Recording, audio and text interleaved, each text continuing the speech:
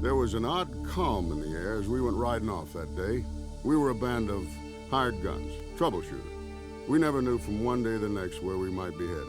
But we knew one thing for certain. When you're hired to go into an unfamiliar place and do a job, you better scope it out first. Going to work at an unfamiliar shop is kind of like riding a horse blindfolded. You know you're going somewhere, but you're not sure where. First thing to do is to get the lay of the land. We talk to the locals or the head honcho to find out what the various hazards are. And before you get started, it's important to go through a safety briefing with someone who knows their way around and has some experience at the site.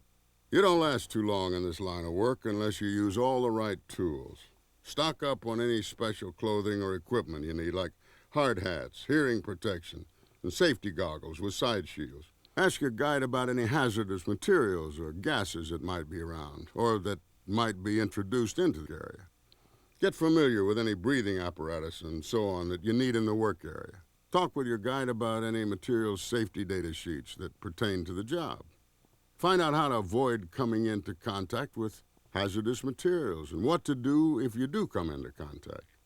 Just about any machinery is potentially dangerous, especially if it's new to you. Find out the hazards of the equipment you'll be working with or working around. For example, when working with moving or rotating machinery, make sure everyone is aware of pinch points or areas where injuries can occur. With some machinery, loose clothing or jewelry can become caught in the machine. That's even true of some typewriters. Troubleshooting is a high-stakes game, and if you want to play the game, you got to know the rules. If there's a safety handbook or list of safety information, everybody should show that they're familiar with the material before starting the job. Anybody new to an area should be made aware of activities that could endanger themselves or others.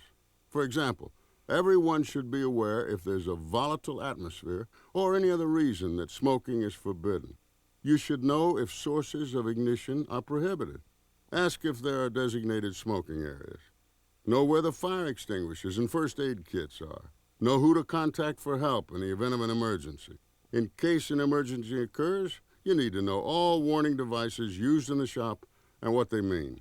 You should be familiar with the caution signs commonly used and the interpretation of each. In any industrial locality, you need to be familiar with lockout and tagout procedures. Before you start doing any maintenance, make sure any equipment you'll be working on is locked out, de-energized, or depressurized. If you'll be working in a confined space, never enter without proper authorization. Make sure you comply with all OSHA regulations and local plant rules that pertain to the situation. Never operate equipment that you're not authorized to operate. You should only start after you've been authorized to do so. Be aware of how your work may pose hazards for others. If you create any hazards as part of the work you're doing, be certain to use proper warning devices and barricades. When you've been a hired gun as long as I have, you learn a lot of things. But the most important thing I've learned about working in unfamiliar places is to ask a lot of questions.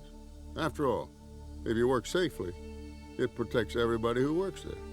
It's always better to ask 100 questions than to have a single accident. This is Claude Akins reminding you that safety is your job too.